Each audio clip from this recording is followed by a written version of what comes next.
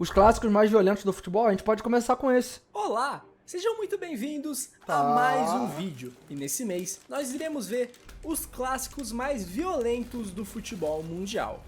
Eu separei aqui os 8 clássicos que mais costumam passar dos limites e causar problemas para as autoridades locais. Dá pra matar aqui, hein, mano. Aqui já tem um Boca e River, Roma e Lazio, Corinthians de Palmeiras. Sendo 4 europeus e 4 sul-americanos. Hã? Mas, espera lá, antes de começar o vídeo, eu peço rapidamente para você verificar se você é inscrito aqui do canal. Sim. Porque tem muita gente que vê os vídeos e por algum motivo não é inscrito. Gente, vamos lá, né? É de graça, não dói nada, só apertar o botão. Se você tiver condições de apoiar o canal financeiramente, peço para você considerar se tornar membro. Dito isso, chega de enrolação, vambora ver os clássicos com mais cenas lamentáveis no futebol mundial. O primeiro clássico a aparecer nessa abominável lista é a partida entre Panathinaikos e Olympiacos, que não à toa é chamado de o clássico dos inimigos eternos. Esse confronto tem um conflito de classes muito intrínseco a ele, com o Panathinaikos representando a alta sociedade de Atenas, enquanto o Olympiacos é mais atrelado aos trabalhadores das estalagens de Pireu.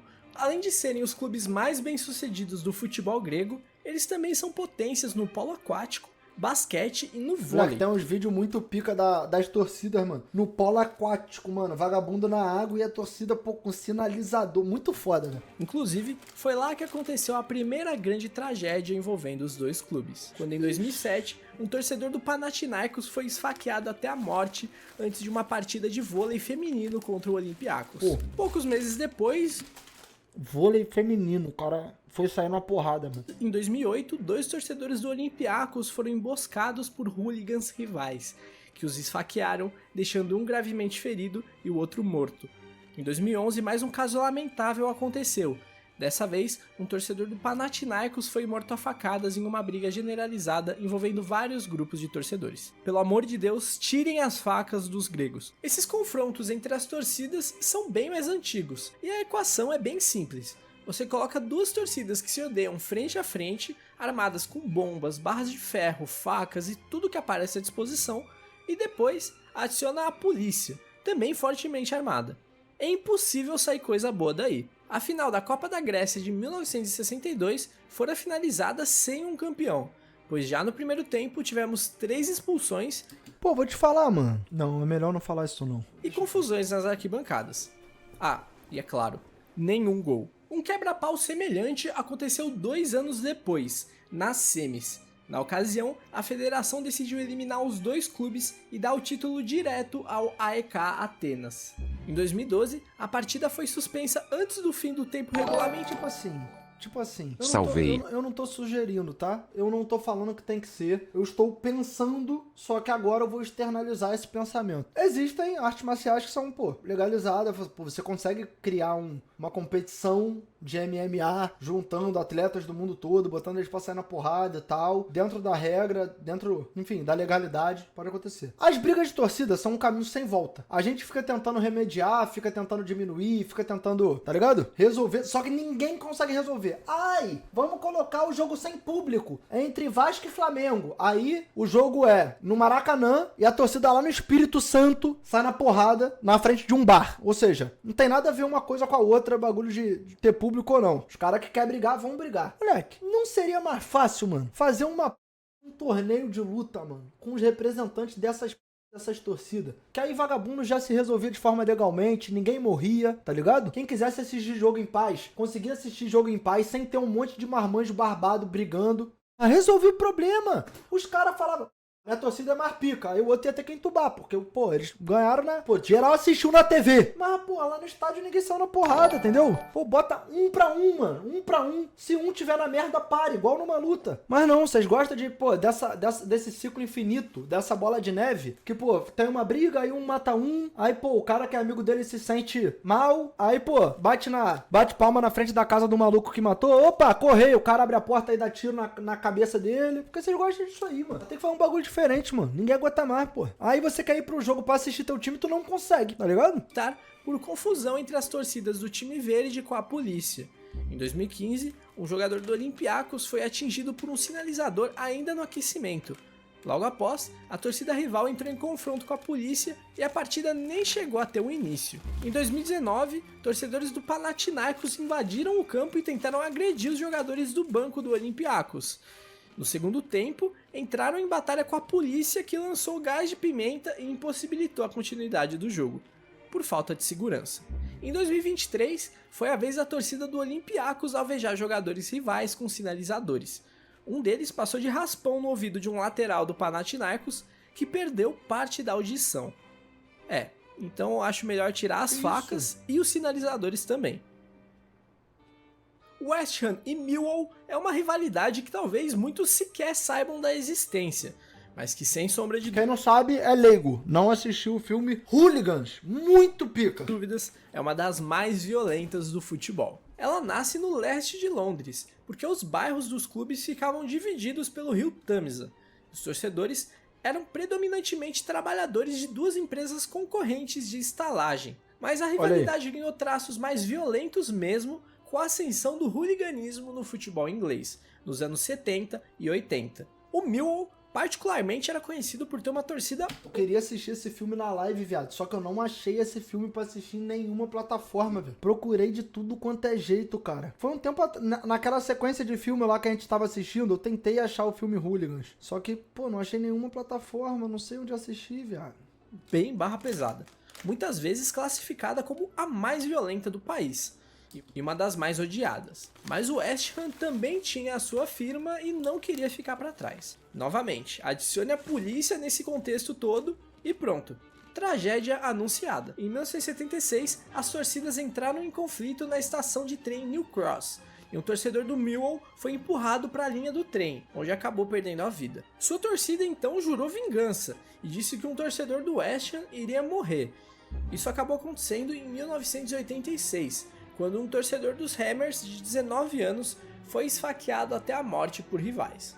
Em 2009, aconteceu o mais recente incidente envolvendo as duas torcidas, o motim do Upton Park, quando as equipes se enfrentavam pela Copa da Liga Inglesa e a confusão entre as torcidas resultou em um torcedor do Millwall esfaqueado, além de outros 20 feridos. E é bem curioso que os clubes se enfrentaram muito pouco.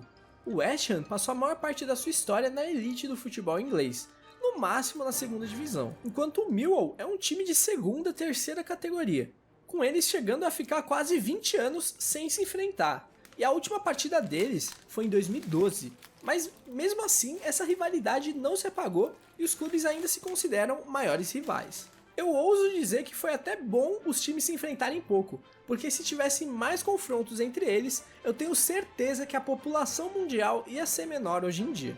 E mesmo sem jogar um contra o outro, esse ódio ainda gera problemas. Em 2017, um torcedor do Nottingham Forest foi espancado apenas por gritar o nome West Ham para um torcedor do Millwall. Infelizmente, ele não resistiu e acabou falecendo. E apesar do Millwall ser indiscutivelmente menos expressivo, é ele quem leva a melhor no confronto direto. Toma! O clássico da capital romana é outro que infelizmente tem um lugar bem especial na lista de duelos mais violentos do futebol. Para entender os motivos, precisamos voltar aos anos 1920, quando quase todos os clubes da capital italiana foram fundidos para criar um grande time para representar a cidade e competir de igual para igual com as equipes do norte do país. Assim nasceu a Roma. Essa fusão foi arquitetada pelo regime fascista que governava a Itália, com o objetivo de espalhar o futebol pelo país e aumentar a área de influência do partido. Mas você lembra que eu disse que quase todos se juntaram? Pois é, só um clube ficou de fora, a Lazio. Isso porque um general influente no governo era torcedor do time e não queria ver seu clube se desfazer. Daí surgiu a antipatia da Lazio para com os outros torcedores, que agora estavam todos reunidos sob uma só bandeira, a Roma, e portanto se tornaram a grande maioria, muito ligada à classe trabalhadora, enquanto a Lazio era um clube mais elitista. E essas diferenças fizeram com que os torcedores da Lazio se sentissem oprimidos, e parte da torcida acabou canalizando esse sentimento em ideais extremamente problemáticos. E não tem como falar dessa parte e ignorar a principal organizada do clube, a Irridutibili. Hoje eles não atuam com esse nome, mas a estrutura é basicamente a mesma. Eles ficaram conhecidos por ter ideais fascistas, antissemitas, racistas e todo tipo de ideologia repugnante que você possa imaginar. Não é difícil, por exemplo, encontrar bandeiras com suásticas ou outros símbolos nazifascistas. Esses caras são a escória da humanidade, viado. Na curva norte do Olímpico em Jogos da Lazio. Em 1998, o grupo protagonizou um dos episódios mais lamentáveis da história de uma torcida, quando levou pro derby uma faixa com os dizeres Auschwitz é a sua pátria e os fornos suas casas. 2 anos depois, outra faixa. Essa dizia, time de negros, arquibancada de judeus. Em 2017, adesivo... Que assustador, mano. Foi quem que segurou a faixa lá? O Michel Basto? Lazio merda. Pô, muito pica, mano. Sei lá, mano, eu acho que esse aí tem, um potencial firme pra ser um dos times mais odiados do mundo, mano. Os foram distribuídos na curva sul com a imagem de Anne Frank, uma vítima do Holocausto, vestindo a camisa da Roma. Isso sem falar que um dos principais ídolos do clube e da torcida é abertamente fascista e que em diversas oportunidades comemorou gols com uma saudação nazista, inclusive uma delas contra a Roma, em 2005. Mas olhando para outro lado, a Roma também não era muito flor que se cheire. Um acontecimento que aumentou ainda mais as tensões entre os clubes ocorreu em 1979. Mas isso aí também, tipo assim, não tem que ser muito inocente pra imaginar que não tenha fascista na torcida do Roma, né? Porque, pô, quando o assunto é a Lazio, parece que, moleque, absolutamente tudo é pior. Agora, é igual, por exemplo, pô, você vai achar que só na torcida do Valência na Espanha que tem racismo? Não, realmente a do Valência protagonizou mais casos e o bagulho ficou, pô, inacreditável. Mas tem na torcida do Real Madrid, na torcida do Barcelona. Tem pra onde correr, gente. Infelizmente, né? Quando pouco antes do início da partida, um torcedor da Roma lançou um sinalizador que atravessou o gramado e atingiu um torcedor da Lazio, que não resistiu e acabou falecendo. Essa foi a primeira morte envolvendo futebol em um jogo de elite do italiano. Em 2004, alguns torcedores da Roma invadiram o campo pedindo para que a partida fosse interrompida, alegando que uma tragédia teria acontecido. Supostamente, uma criança, torcedora da Lazio, teria sido morta em confronto com a polícia. E o trauma pela morte de 25 anos antes fez com que a partida fosse de fato cancelada. Porém, esse boato foi desmentido pelas autoridades logo em sequência, que afirmaram que ninguém havia sido morto. Mais tarde, na saída do estádio, outra batalha aconteceu, deixando mais de 150 feridos. Talvez nenhum outro clássico do mundo tenha tantos pontos de divergência quanto Celtic e Rangers. Os 3 assuntos que mais geram polêmica, e por vezes violência, são futebol, política e religião. Agora imagine um clássico que mistura essas 3 facetas. Pois é, não tem como ser pacífico. A primeira grande divergência entre os clubes é no aspecto religioso. O Celtic é um clube de raízes católicas, enquanto o Rangers é muito ligado ao protestantismo. Inclusive, por muitos anos de sua história, sequer aceitava jogadores católicos no clube.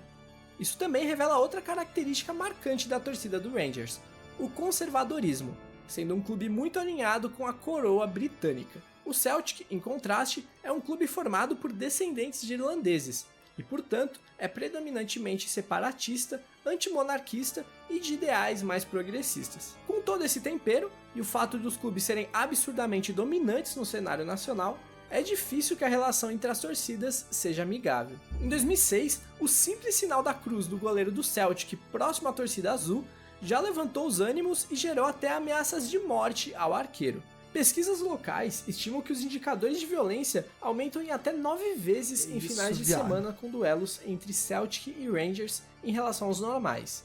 O clássico é também responsável pela proibição das bebidas alcoólicas nos estádios escoceses. O caso emblemático mais recente aconteceu em 2016, quando o irmão de um ídolo do Rangers não resistiu à depressão e acabou cometendo suicídio. 2 dias depois, havia um clássico contra o Celtic, e a torcida rival achou de bom tom levar bonecas infláveis, vestir com cachecóis nas cores do Rangers e enforcar elas em plena arquibancada.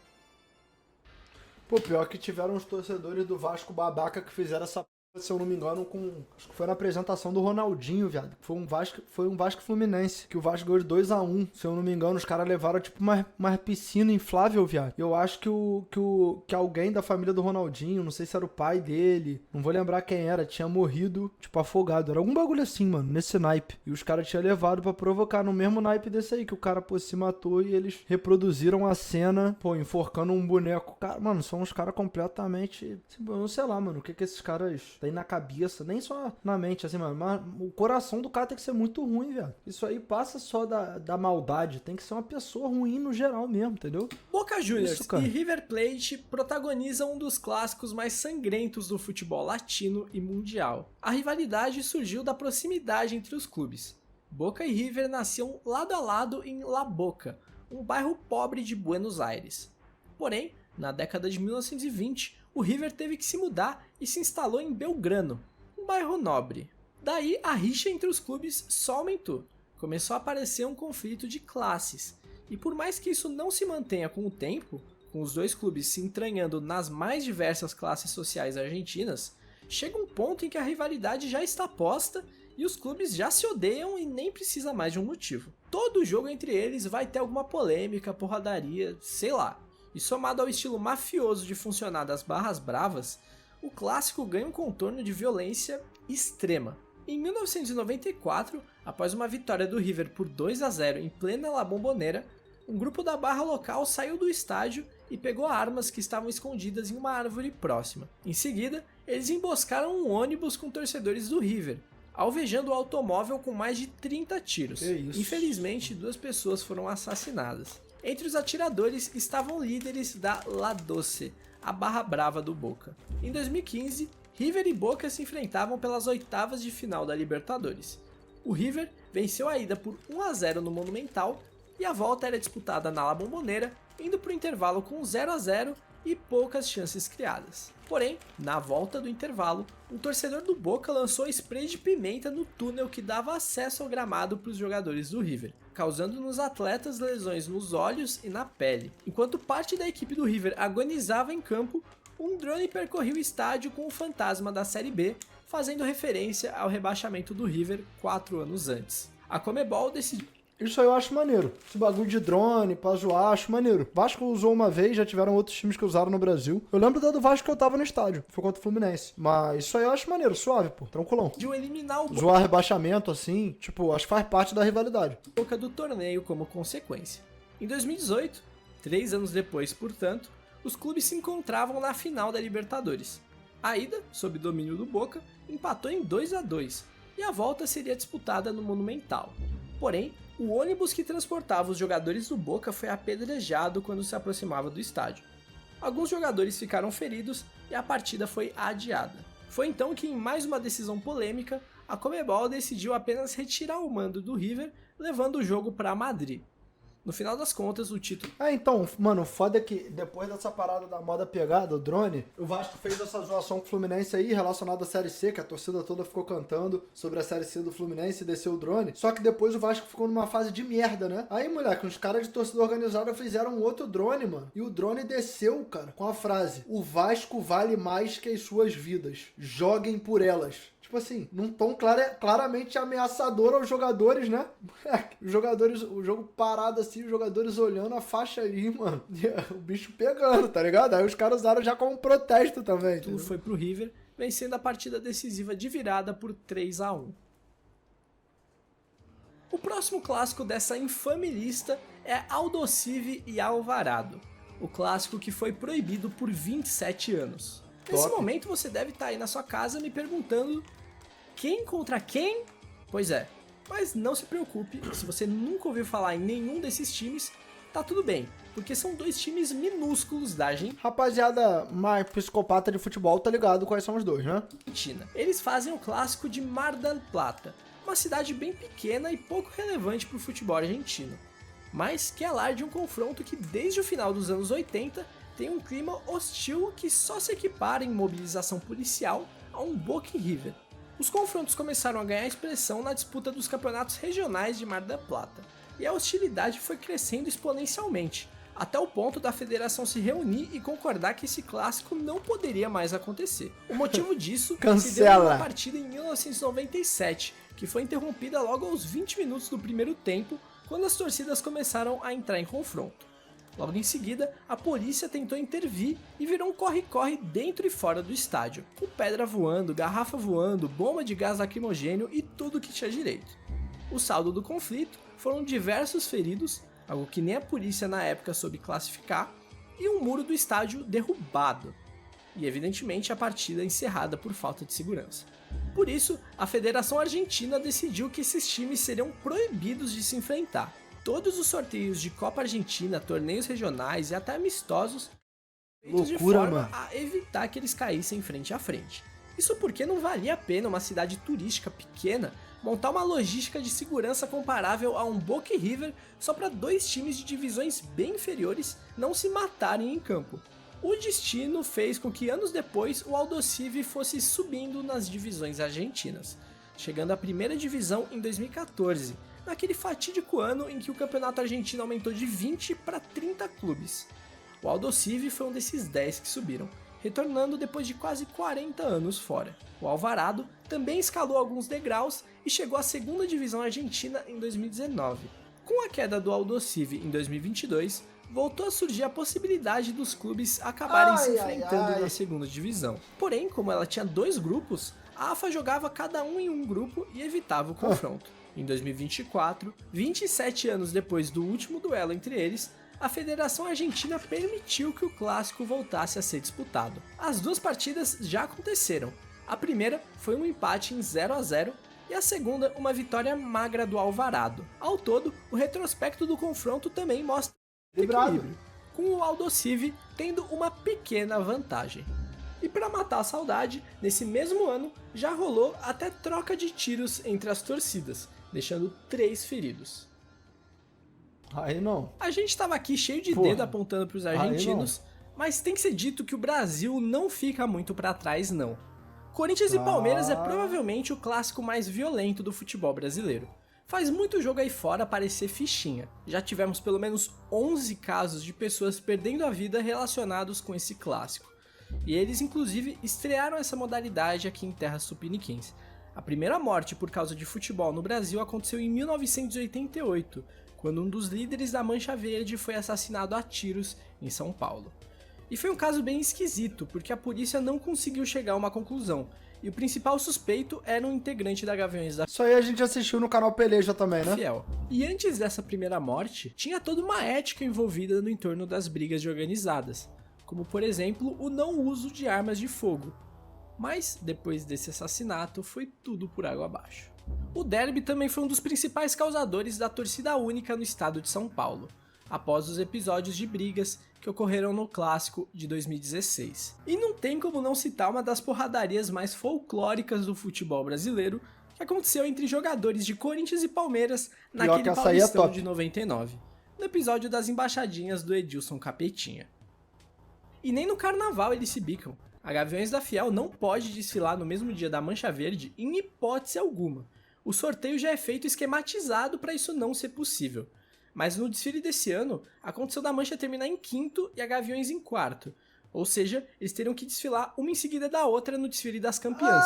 Para isso não acontecer, a liga mudou toda a ordem do desfile para as torcidas de maneira alguma se cruzarem. Que isso, rapaz? O último, mas não menos lamentável, clássico mais violento dessa lista é São Paulo e Palmeiras. Mas aqui poderia entrar qualquer outro clássico do estado de São Paulo, que é disparado o lugar que mais causou mortes no futebol brasileiro, com quase o dobro de casos por segundo colocado. Mas eu decidi colocar esse especificamente porque ele é muito simbólico na questão da violência aqui no Brasil.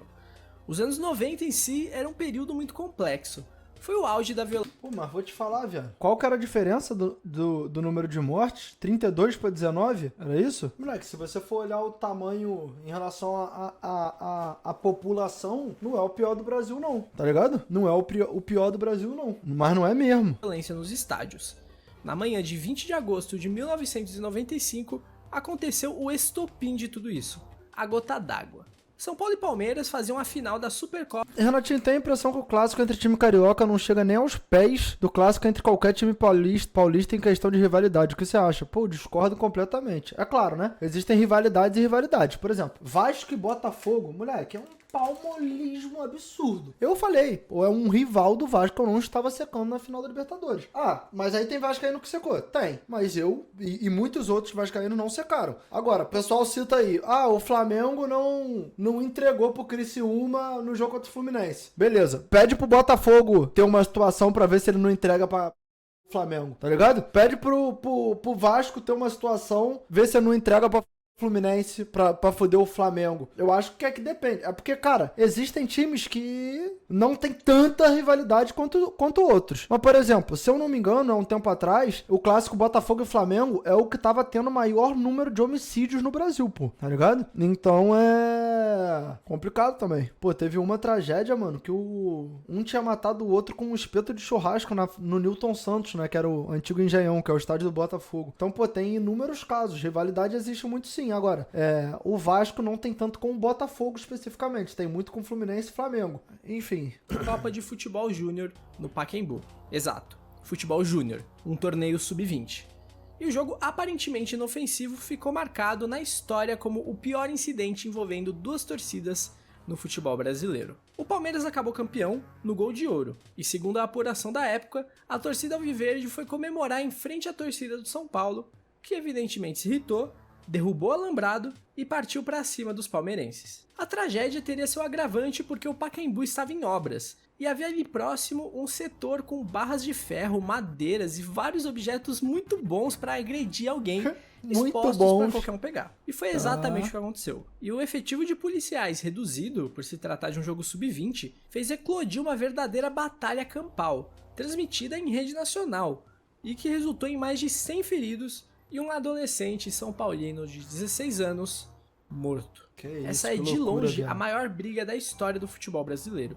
E o Ministério Público então decidiu extinguir a principal torcida organizada de cada um dos clubes, o que não durou muito tempo e elas logo voltaram às atividades. Mas esse incidente foi um marco na história da violência no futebol do Brasil. É porque, tipo assim, pô, aí vai banir a torcida. Mano, a torcida vai lá, se registra num nome diferente, boa, e segue a vida, tá ligado? Não é como se... Por isso que eu falo, enquanto não punir o CPF, tá ligado? Tem câmera, conseguimos descobrir quem é e tal. Enquanto não banir a pessoa que fez, essas merdas vão continuar acontecendo, entendeu?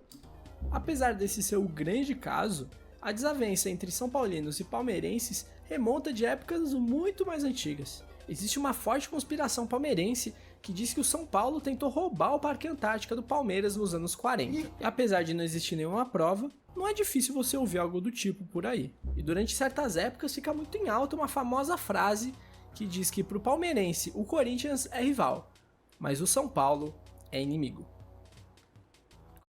Durante a pesquisa para esse vídeo, eu me deparei com um triste dado que me surpreendeu bastante e me fez adicionar uma seção de bônus nessa lista. Por isso, agora sim, para fechar o vídeo, vamos falar do clássico rei, ABC contra América de Natal. Esse duelo aparece aqui... Vocês já viram essa p***, moleque? Com todo respeito. Vocês já viram esse vídeo aqui? Para os torcedores do ABC, a Vila Olímpica Vicente Farache, né, que é dividida em 4, né? Tem o estádio com 25 mil metros quadrados, tem um estacionamento gigante também, que recebe muito bem, acolhe muito bem a torcida. Tem também uma área comercial, um shopping center gigantesco e tem a sede do clube. Vai voar agora o escudo do ABC. E aí, o que você faz? Fala pra mim. O que é que você faz numa situação dessa, meu amigo? Voando por cima da torcida do América que... deixou de existir. Cara, tem 1 segundo que ele tava completo. Ele deixou de existir, pô. Foi lá e tratou de destruir o escudo do ABC. Aí a rivalidade, né? Não voou a tempo o escudo e aí caiu justamente lá na... Cara, é inacreditável isso aqui. Vai voar. Olha só. Agora o escudo do ABC, voando por cima da center. Pô, mas aí já vou falar também, com todo respeito ao ABC, que por sinal eu gosto mais do ABC do que do América. Essa bandeirinha que eles fizeram aqui também é brincadeira, né? Pô, vai tomar, cara.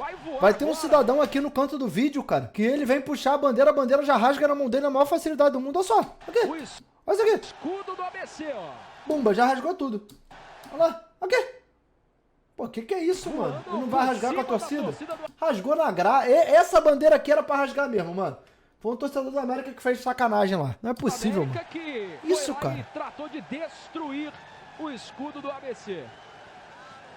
Aí a rivalidade, né? Não voou a tempo o escudo e aí caiu justamente. Ficou muito feio nessa, mano. E porque, apesar do estado de São Paulo ser o que mais tem mortes em jogos de futebol, ABC e América são o clássico que mais mata no futebol brasileiro. E o que deixa esse dado assustador é olhar o tamanho das torcidas, do estado e a situação dos clubes. O ABC não disputa a Série A desde 1985 e o América de Natal desde 2007. E possivelmente toda essa violência é menos falada do que o comum, porque são dois times que não aparecem frequentemente na mídia. São mais fora do eixo. Bom, galera, o vídeo vai ficando por aqui. Mano, loucura, loucura. Quando tu para pra pensar assim, mano, existem clássicos que a gente não comenta tanto por não serem tão atrativos em relação à parte técnica e à parte midiática, mas o pau quebra independente, tá ligado? Não tem muito pra onde correr. Boa noite, amigo.